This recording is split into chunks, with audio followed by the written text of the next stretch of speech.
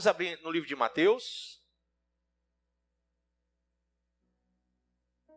Abra aí sua Bíblia. Capítulo de número 21. Podemos? Amém. Vamos então ler o versículo de número 12. Diz assim: Tendo Jesus entrado no templo, expulsou todos os que ali vendiam e compravam. Também derribou as mesas dos cambistas e as cadeiras dos que vendiam pombas. E disse-lhes: Está escrito, a minha casa será chamada casa de oração. Vós, porém, a transformais em covil de salteadores. Pule aí para o versículo de número 18. Cedo de manhã, ao voltar para a cidade, teve fome, e vendo uma figueira à beira do caminho, aproximou-se dela, e não tendo achado senão folhas, disse-lhe: Nunca mais nasça fruto de ti. E a figueira secou imediatamente. Vendo isso, os discípulos admiraram-se e exclamaram: Como secou depressa a figueira? Jesus, porém, lhes respondeu: Em verdade vos digo, que se tiverdes fé e não duvidardes, não somente fareis o que foi feito à figueira, mas até mesmo, se a este monte disserdes: Ergue-te e lança-te no mar, tal sucederá. E tudo quanto pedires em oração, crendo, recebereis. Amém? Põe a mão sobre a Bíblia e diga: Pai, fala ao meu coração, Senhor. Me ensina a tua palavra. Me ensina, Senhor, e me dá a direção do teu Espírito. Diga amém. Pode sentar. Irmãos, quando Jesus entrou no templo, ele observou o que estava acontecendo. Olha o que estava acontecendo no templo. Tinha gente orando, tinha gente louvando, tinha gente ali falando de Deus, tinha gente lendo a palavra, tinha gente que estava ajudando o seu próximo, aconselhando, tinha gente que estava visitando aqueles que estavam órfãos, viúvas, tinha gente visitando os enfermos. Então ali tinha uma comunidade de pessoas que estavam muito bem alicerçadas. Não foi isso que ele viu? Não. Quando ele entrou no templo, a Bíblia diz que ele viu exatamente o que está lá no final do versículo 13. Covil de salteadores. Foi o que ele viu. E era o que ele não queria ver. O que ele queria ver é tudo o que eu citei agora há pouco.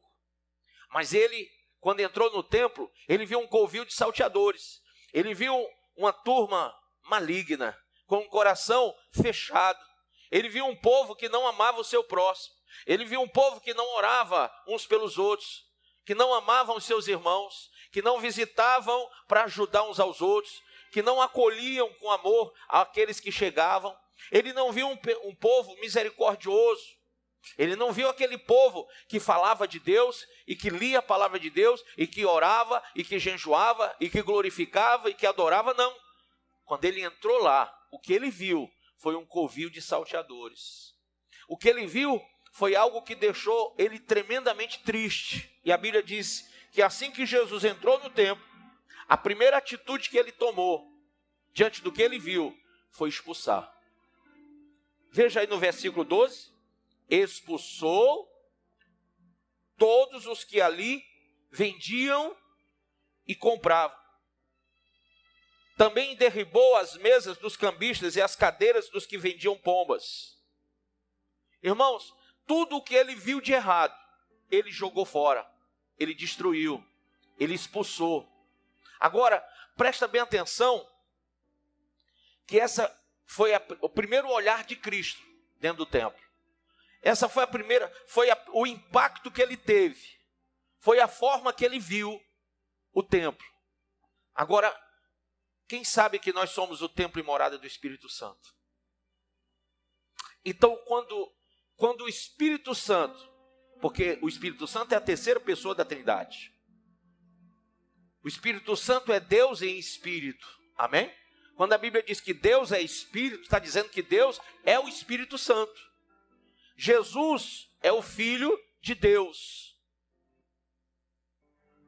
Quando Deus age em espírito, ele age pelo Espírito de Deus. São três em um, são três que pensam igual. Então, quando foi para salvar, veio Cristo, veio Jesus, como Filho unigênito de Deus, para tirar o pecado do mundo. Quando foi para criar, veio Deus Pai, veio Deus Filho e veio Deus Espírito Santo. A Bíblia diz que estavam ali os três. E eles disseram, façamos conforme a nossa imagem e a nossa semelhança. Mas quando foi para consagrar, quando foi para preencher, quando foi para transformar, veio o Espírito Santo. E Jesus disse, ficai aqui até que do alto sejais revestidos de poder. Amém? Poder do Espírito. Então, quando o Espírito Santo veio, quando ele desceu no dia de Pentecoste, ele veio para trazer transformação. Então, nós não transformamos uma coisa que não precisa ser transformada. Nós não transformamos algo que já está bom.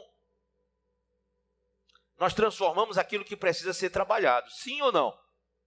Você cortou o cabelo porque estava grande, porque estava sem jeito, né? Você trocou de roupa porque não estava legal. Tudo que você faz para si, para sua aparência, é para melhor, não para pior. Então imagine uma coisa. Quando Deus criou o mundo, ele o criou à sua imagem e à sua semelhança.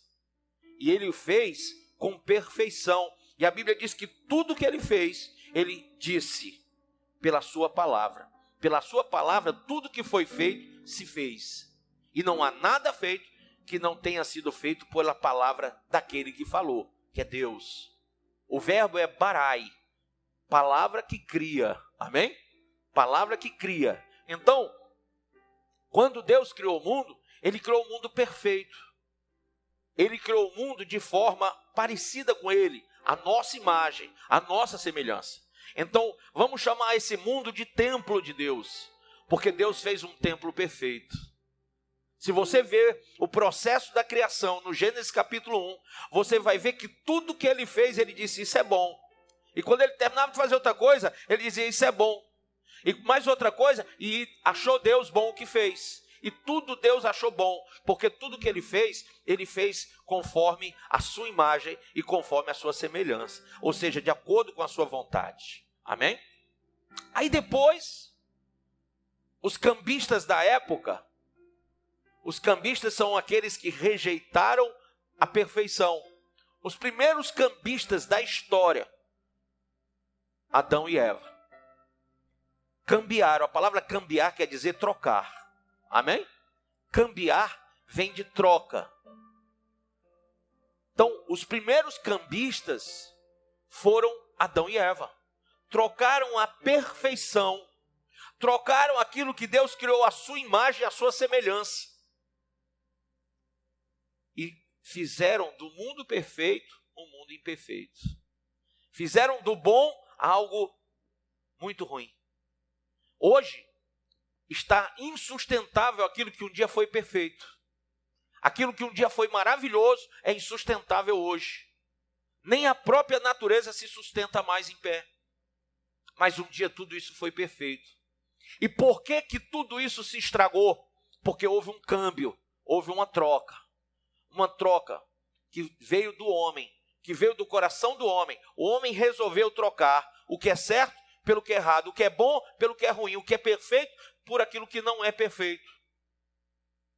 E esse homem, você quando olha para Adão e Eva, você diz assim, puxa, por que que Adão fez isso? Por que que Eva fez isso?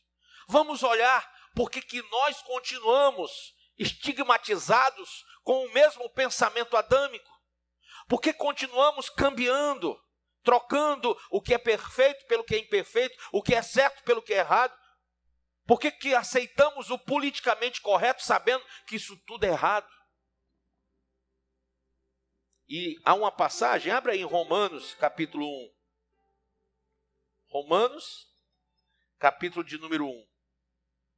Olha que coisa perfeita que Paulo escreve à igreja de Roma.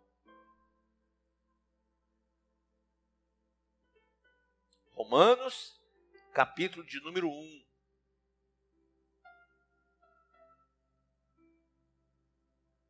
Amém?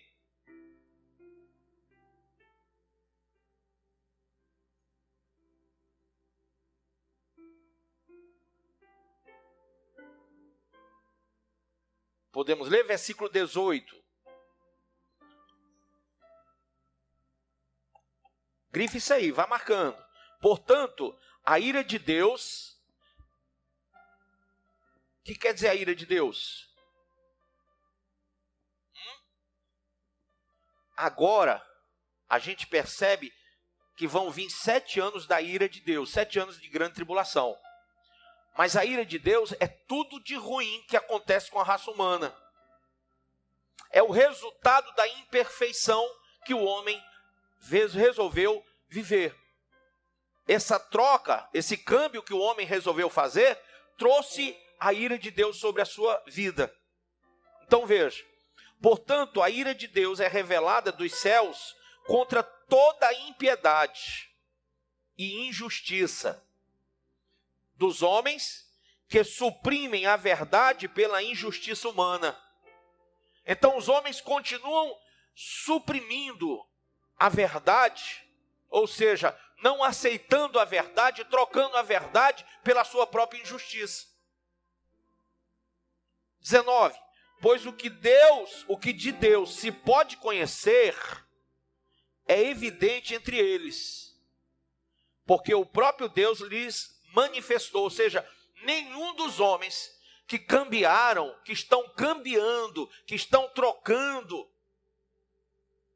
Porque quando a gente, presta atenção, quando a gente olha para a situação de Jesus entrando no templo, a gente pensa, poxa, o que esses caras estavam fazendo lá, vendendo, trocando, né?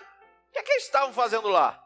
Alguns até olham para a igreja de uma forma meio grotesca, meio, sabe, macro, e olham assim por fora e dizem, mas igreja é para ter isso, não é para ter aquilo. A gente começa a colocar móveis e posicionamentos de coisas nossos. Nós queremos julgar tudo, seja a igreja, seja instituições, nós queremos sempre colocar o nosso pontozinho, o que é que nós achamos. Então veja, que Deus criou tudo perfeito para que você não tivesse que fazer uma só observação. Era tudo muito perfeito. Mas lá do Gênesis, irmão, para cá, veio tendo trocas. E cada vez que o homem trocou errado. É que nem aquela pessoa que troca de esposa. Olha o conceito. A pessoa deixa o marido ou a esposa por outra pessoa. Diz, é porque não está dando certo, aí pega outra pessoa. E ela descobre que na outra pessoa também não está dando certo. Aí vai para outra pessoa. Aí descobre que também não dá certo. E ela vai trocando até o dia que ela descubra que o problema não é a outra pessoa, é ela. Porque ela tem trocado valores que não são negociáveis. Ela precisa parar de negociar. Ela precisa parar de comprar e vender, porque ela é templo feito para ser perfeito. Quem está entendendo o que eu estou dizendo? Enquanto ela estiver cambiando, ela não é diferente desses homens que Jesus encontrou no templo e chamou de covil de salteadores. A raça humana, desde o Gênesis, tem se tornado esse covil de salteadores. Então aí em Romanos capítulo 1, ainda diz assim, pois desde a criação, verso 20, do mundo, os atributos invisíveis de Deus, seu eterno poder e sua natureza divina, têm sido observados claramente. Deus não escondeu a sua perfeição. Deus não escondeu o seu caráter. Deus não escondeu a sua personalidade. Deus não escondeu nenhum dos seus atributos. Nenhum. Diga, Deus é perfeito. Diga, Deus é perfeito. Deus não escondeu a sua perfeição. Não escondeu. De uma forma panteísta, quando você olha para a natureza, você pode ver a perfeição de Deus. Os panteístas, eles dizem que Deus é tudo e tudo é Deus, né? É errado, o conceito é totalmente errado. Mas não dá para eu fugir de uma coisa. Se eu olho, e eu sou cara que eu gosto muito de planta. Eu gosto de aguar minhas plantas, eu gosto de mexer com planta. Então, quando eu olho para as minhas plantinhas, gente, claro e evidente que eu vejo a perfeição de Deus ali. Quando eu vejo que um pássaro está voando ali no meu jardim, que eu olho para aquele pássaro e vejo quantas cores ele tem naquelas penas, eu disse, Deus é muito perfeito. Quando eu vejo o homem calado, mudo, porque quando fala, meu Deus do céu, mas quando está calado e mudo, quando está dormindo principalmente, você olha para a pessoa e diz, meu Deus, o Senhor é perfeito. Por quê? Porque a gente, quando não abre essa boca, a Bíblia diz que a língua é inflamada pelo inferno, sim ou não? Quando a gente não abre essa boca, até que a gente chega perto do que Deus queria com a gente. É só quando a gente abre que o negócio fica feio. Então, de uma forma panteísta, a gente vê a qualidade do trabalho de Deus, a qualidade da criação de Deus, a qualidade de tudo que Deus fez para nós e em nós. Não há como você ir num médico, num cardiologista, num pneumologista, num qualquer um desses médicos e não ver quando aquele cara faz um exame e começa a falar aquelas palavras bonitas que ninguém entende coisa nenhuma, e escreve aquelas coisas no papel que também ninguém sabe o que ele está escrevendo, ali nem quem sabe hebraico consegue entender, e você percebe como o corpo humano é cheio de novidades que você não conhece, e ninguém poderia fazer com tanta perfeição aquilo se não fosse Deus. Nós somos o ser mais perfeito que trocou por tudo que é imperfeito. Nós somos, em tese, perfeitos, mas só em tese. Porque na prática, nós trocamos valores, trocamos sentimentos, trocamos visões, trocamos revelações divinas por coisas humanas e passageiras. Então é por isso que Paulo escreve aqui em Romanos e diz assim: pois desde a criação do mundo, os atributos invisíveis de Deus, seu eterno poder e sua natureza divina, têm sido observados claramente, podendo ser compreendidos por intermédio de tudo o que foi criado. De maneira que tais pessoas são indesculpáveis. Não tem como você dizer que não entende ou que não sabe o motivo de tudo que Deus criou e para que Deus criou. Verso 21. Porquanto, mesmo havendo conhecido a Deus, não o glorificaram como Deus, nem lhe renderam graças. Ao contrário, seus pensamentos passaram a ser levianos, imprudentes, e o coração insensato deles tornou-se em quê? Trevas. E proclamando-se a si mesmos como sábios, perderam completamente o bom senso e trocaram a glória de Deus imortal por imagens confeccionadas conforme a semelhança do ser humano mortal, bem como de pássaros, quadrúpedes e répteis. Por esse motivo, porque houve troca, Deus não mandou você trocar nada. Gente, a palavra é perfeita. Quem crê diz amém. O Espírito Santo é perfeito. O sacrifício de Jesus é perfeito. A igreja, ela está no mundo para ser perfeita, aperfeiçoada pelo Pai, pelo Filho e pelo Espírito através da palavra. Então, tudo que Deus fez é perfeito. Mas essa troca que desde Adão acontece, o homem trocou a sua consciência pela sua ganância, pela sua avareza. O homem tem trocado as suas coisas boas por coisas que ele deseja. Então, olha o resultado, olha o saldo devedor, olha onde a raça humana está chegando, olha o que você vê nas ruas. Você acha o ser humano bonito hoje? O discurso deles é bonito?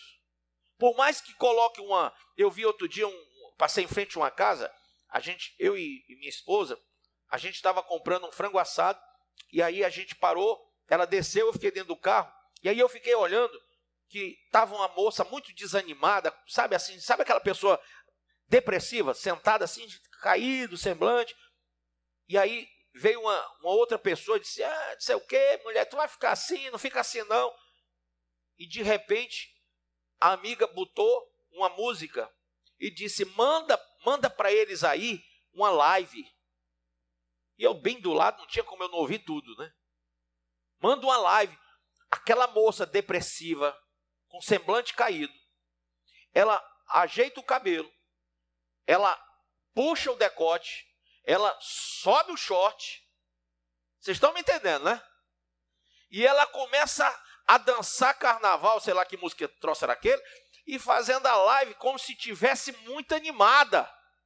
E eu observando, disse, mas que hipocrisia, hein? Mas que hipocrisia. E ela gritando, vem pra cá que o negócio tá bom. E não estava não, só estava ela e a outra. E eu disse, meu Deus, que diabo é isso aí? Isso é coisa do cão, mentira pura. Caramba, quando elas terminaram a live, ela fez assim, ó, sentou, ficou.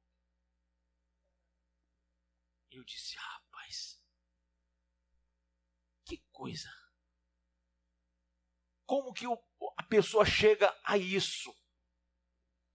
E quantas pessoas, irmãos, vivem à base das drogas, dos psicotrópicos, estão trocando, sabe, uma noite boa de sono, uma consciência boa, uma vida tranquila, um coração em paz, para viverem atribulados com tantas coisas, negociando a sua vida por coisas que não faz sentido nenhum.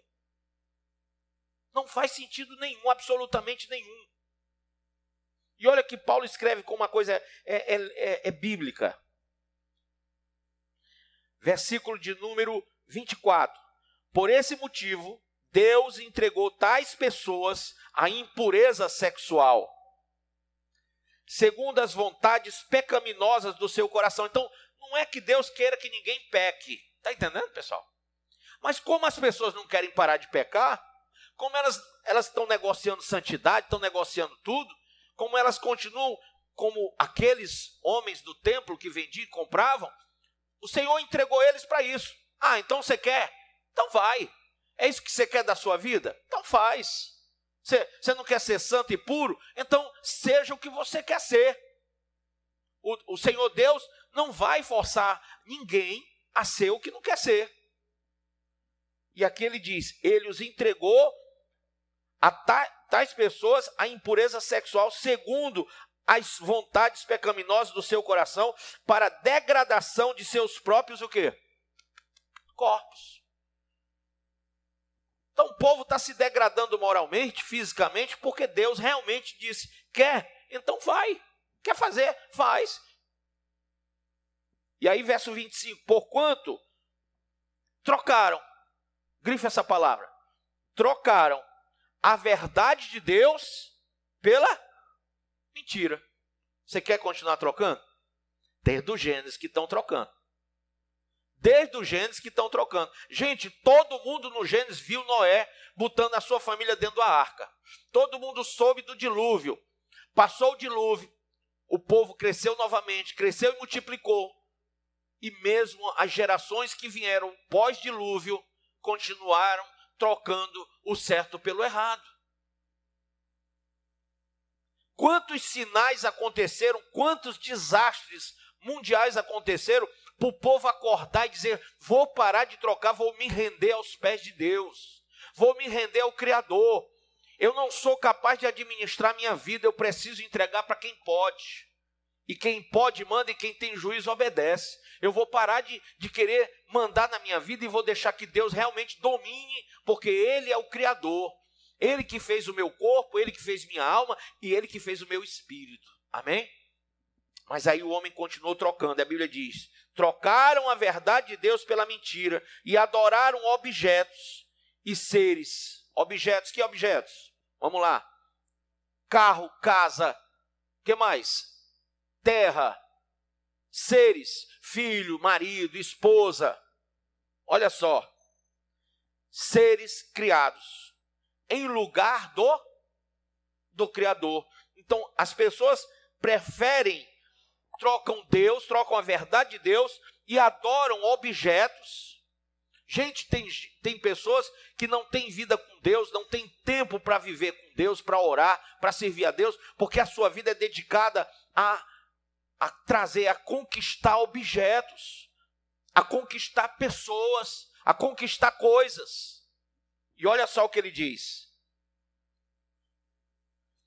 Verso 26. E por essa razão, Deus os entregou a paixões vergonhosas. Que paixões vergonhosas são essas? Eu quero fazer um parênteses, porque existe uma lei que diz que eu não posso falar a despeito de homossexuais, lésbicas, esse negócio, porque se eu falo, eu estou sendo homofóbico. Então eu quero citar aqui em púlpito que eu não estou falando das pessoas, mas da prática. Amém?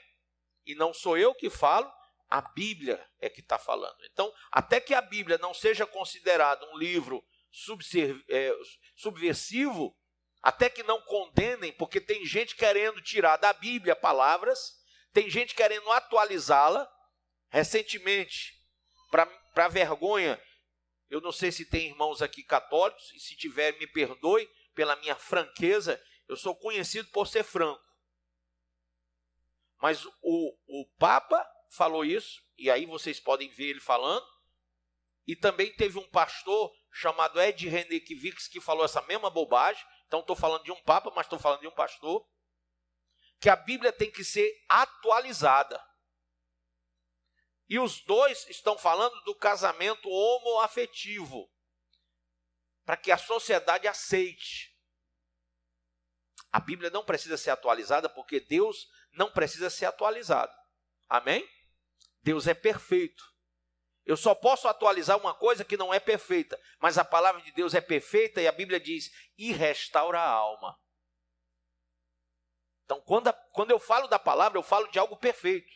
E essa palavra diz assim, ó.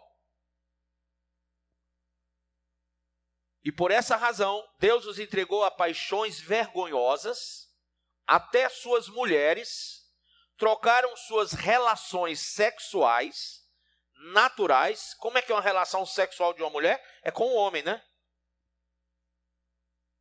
Por outras, contrárias à natureza. De igual modo, os homens também abandonaram as relações sexuais naturais. Como é a relação sexual natural de um homem? É com a mulher, né? Trocaram as relações sexuais naturais com suas mulheres e se inflamaram de desejo sexual uns pelos outros. Deram então início à sucessão de atos indecentes, homens com homens. E por isso receberam em si mesmos o castigo que a sua perversão requeriu. Então, como é que Deus chama isso aqui na Bíblia? Perversão sexual. Mas é uma troca. É uma troca. As mulheres trocaram o uso natural e passaram a ter relações com mulheres. Homens trocaram o uso natural e passaram a ter relações homens com homens, cometendo perversão. É o que a Bíblia diz, não sou eu. Tá? Não sou eu. Eu não sou aqui o interlocutor da questão. Mas a Bíblia. E a Bíblia Sagrada, que é perfeita e que restaura a alma, fala de que Deus, que é perfeito, não criou o homem para esse tipo de prática. Não criou. Versículo 28. Além do mais, considerando que desprezaram o conhecimento de Deus, Ele mesmo os entregou aos ardis de suas próprias mentes depravadas, que os conduz a praticar tudo o que é reprovável. Então tornaram-se cheios de toda espécie de injustiça. Que mais? Maldade, ganância e depravação. Então estão empanturrados de inveja, homicídio, rivalidade, engano e malícia. São bisbilhoteiros, caluniadores, inimigos de Deus, insolentes, arrogantes, presunçosos, vivem criando maneiras de praticar o mal, desobedecem a seus pais, são insensatos, desleais, sem amor e respeito à família, está vendo? Sem qualquer misericórdia para com o próximo, e apesar de conhecerem a justa lei de Deus, que declara dignos de morte todas as pessoas que praticam tais atos, não somente os continuam fazendo, mas ainda aprovam e defendem aqueles que também assim procedem. Por que eu estou lendo isso? Porque, irmãos, quando a gente leu que Jesus olhou para o templo e viu que ali haviam cambistas, que ali haviam pessoas que só faziam da casa de Deus um covil de salteadores, que trocavam, que vendiam e que compravam, e vimos que Jesus ficou irado e expulsou a todos eles, e virou as mesas. A Bíblia diz, há um outro texto que fala dessa mesma referência, desse mesmo momento, dizendo que Jesus pegou um chicote e bateu nos cambistas e jogou as mesas ao chão. Jesus ficou revoltado com o que viu dentro do templo. Todo aquele câmbio, toda aquela troca dentro do templo revoltou o Senhor. Quando Deus olha para você, templo e morada do Espírito Santo, alguém que tem que ser perfeito como Ele é perfeito. A Bíblia diz, sede perfeitos como perfeito é o vosso Pai. Quem crê na palavra? Quando Ele olha para você, Ele vê você trocando valores espirituais, negociando com Satanás coisas que você não poderia, vendendo sua consciência para poder ter um proveito, para poder ter uma vantagem. O Senhor continua olhando para você do mesmo jeito que Ele olhou para aquele tempo. Irmãos, nós não podemos negociar. Nós não podemos vender, trocar, cambiar. Porque esse é o momento que muitos serão lançados fora, como Ele lançou. A Bíblia diz, leia comigo o verso 2, tendo Jesus, do capítulo 21 de Mateus, entrado no templo, expulsou todos os que ali cambiavam, vendiam e compravam. Então, entenda você, quando Jesus olhar para você e ver que você está trocando o certo pelo errado, que você está trocando uma vida digna por uma não digna, uma vida santa por uma não santa, uma vida pura por uma não pura. Quando Ele olha para você, Ele olha para o templo que você se tornou. Se você foi encontrado negociando valores que não podem ser negociados, do mesmo jeito que os cambistas foram expulsos, você também será expulso do reino eterno. E tem muito evangélico, tem muito cristão que diz assim, mas bispo, o senhor sabe que eu sou crente, o senhor sabe que eu tenho fé em Deus, não sabe? Eu sei. Mas o teu problema é que você está se confiando nisso. E o momento é que você entenda qual é a visão de Deus em relação à sua vida. O que é que Deus quer ver quando olha para você? Deus quer ver um marido melhor? Sim. Uma esposa melhor? Sim. Um filho melhor? Sim. Deus quer ver um cristão melhor? Sim. Quando eu subi aqui no altar, me perdoe os irmãos aqui do louvor, mas quando eu subi no altar, alguém disse para mim: bispo, o povo está tão calado. Eu disse: eles estão assim porque querem. Porque a Bíblia diz que a alegria do Senhor é a nossa força. E nós temos que gritar, irmãos. Ontem eu fiz uma coisa que vocês nem acreditam. Mas ontem eu saí junto com os ungidos, acabei não me encontrando com a maioria deles, mas eu fui rodando a cidade toda com a minha esposa, e quando a gente passava na frente de uma parada de ônibus, lotada de gente, cheio de jovem transviado, vestido de homem vestido de mulher, mulher vestida de homem, caramba, eu dentro do carro gritei: Jesus está voltando! Bem alto mesmo. A minha esposa: filho, eu digo: filha, eu tenho que gritar porque está aqui, ó. E eu saí gritando nas paradas. Ela passava de carro, eu só me lembrei quando era pequeno. Eu diminui, e eu tacava o grito. Você sabe por quê, irmãos?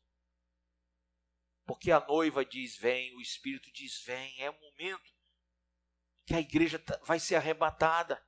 E nós temos que gritar agora, para o povo lá de fora ouvir. O nosso evangelho tem que ser tão forte que as pessoas não vão duvidar.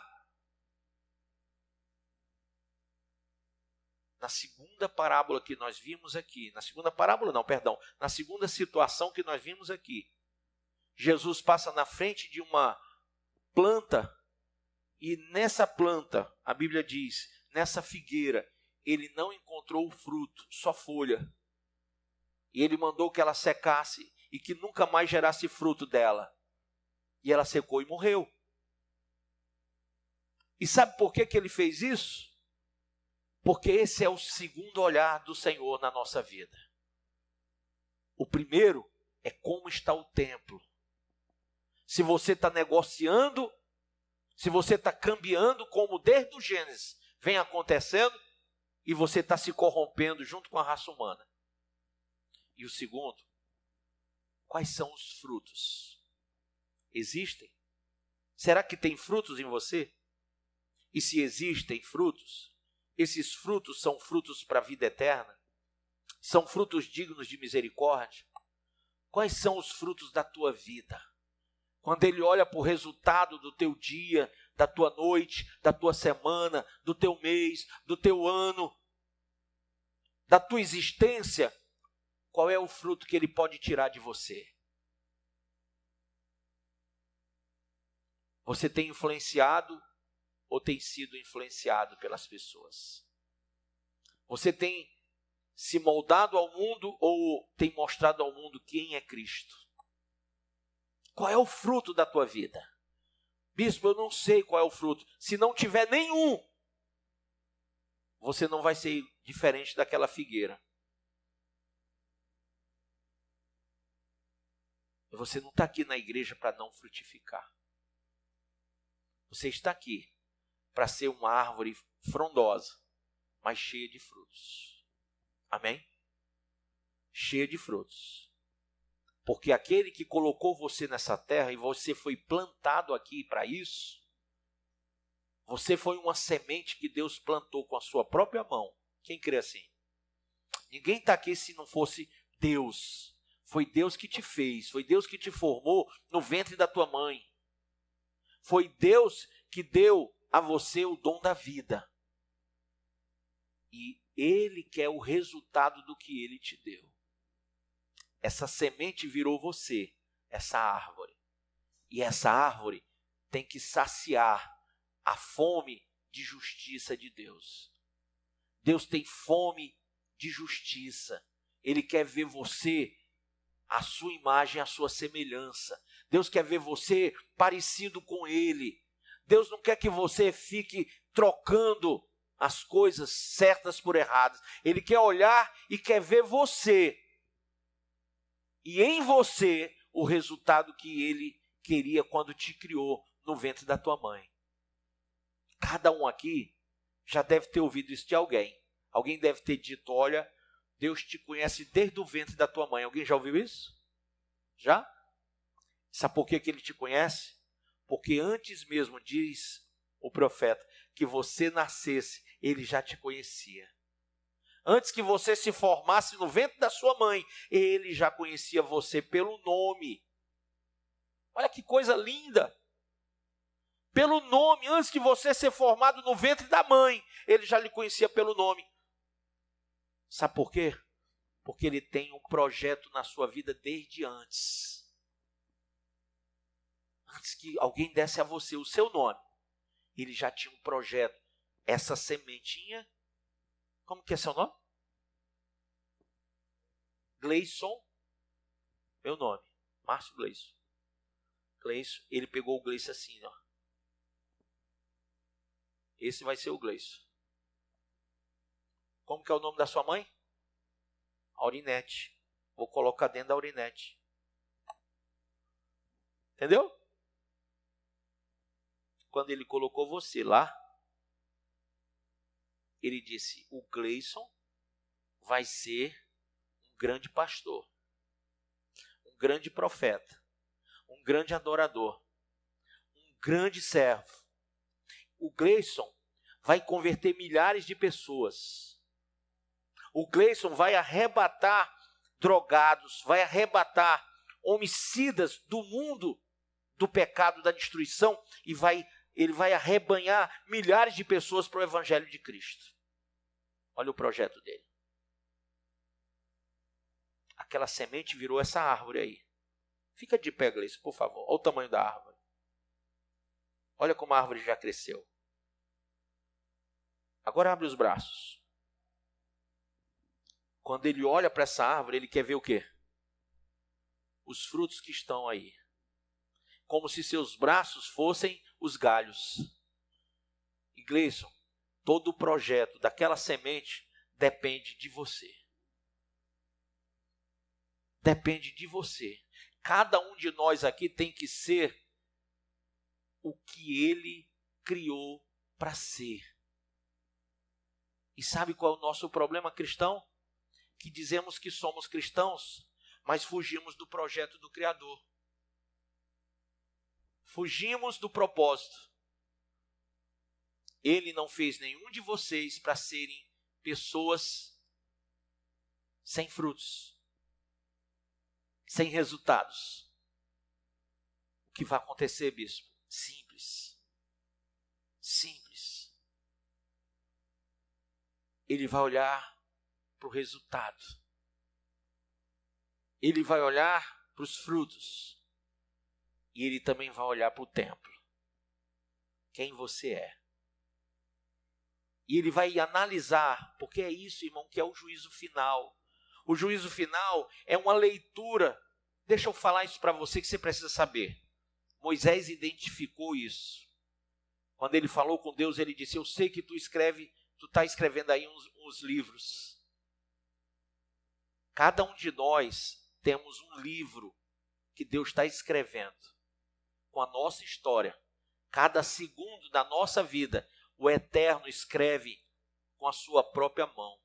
Incrível isso? Mas como que ele consegue? Ele é Deus. E por que ele faz esse livro? Porque no dia do juízo do grande trono branco, se o Gleison for arrebatado e for para o céu, ele não vai passar por isso. Mas se o Gleison ficar, e se o Gleison, infelizmente, não alcançar a sua salvação, sabe o que vai acontecer?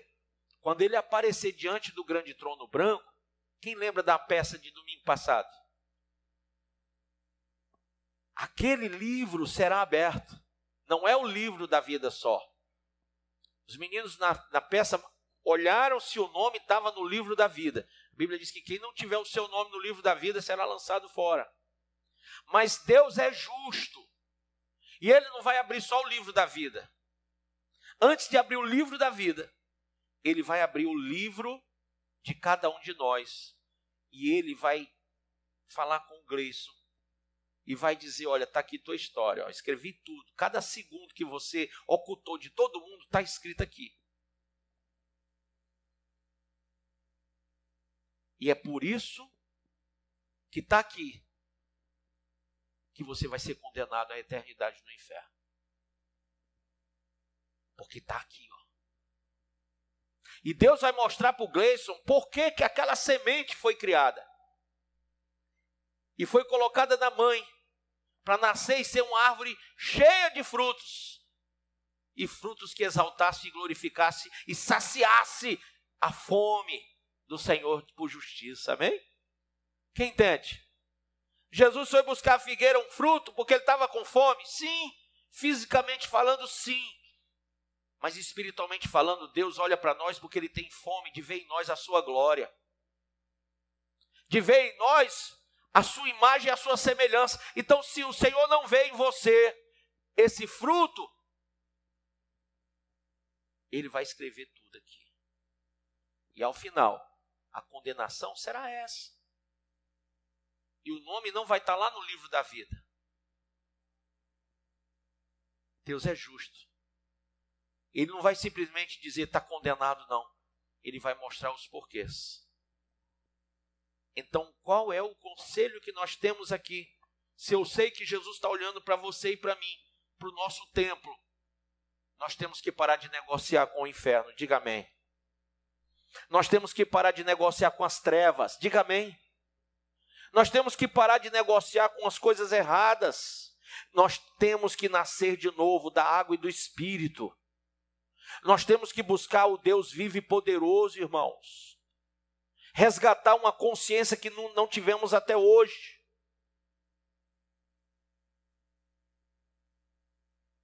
Porque Ele vai buscar os frutos. Sabe, todo dia eu fico pensando, será que hoje eu consegui saciar o meu Senhor? Será que a minha vida hoje satisfez a Deus? Quando eu vou dormir na minha caminha, que eu deito a cabeça no travesseiro, e será que tudo que eu fiz hoje satisfez o Senhor? Porque se não satisfez, amanhã eu vou fazer bem melhor do que hoje. Porque minha vida tem que ser para glorificar o meu Deus. Tem que ser para honrá-lo e glorificá-lo. Vocês estão entendendo isso? Pela árvore conhecereis o fruto. Então, uma árvore boa não dá fruto mau, e uma árvore má não dá fruto bom. Se você é uma boa árvore, gere frutos bons. Faça com que Deus seja honrado pela sua vida. Faça com que Ele olhe para o seu templo e não veja ninguém. Não veja você cambiando valores com o inferno. Mas que você esteja ligado com o trono da graça de Deus. Amém? Ponha-se de pé, por favor.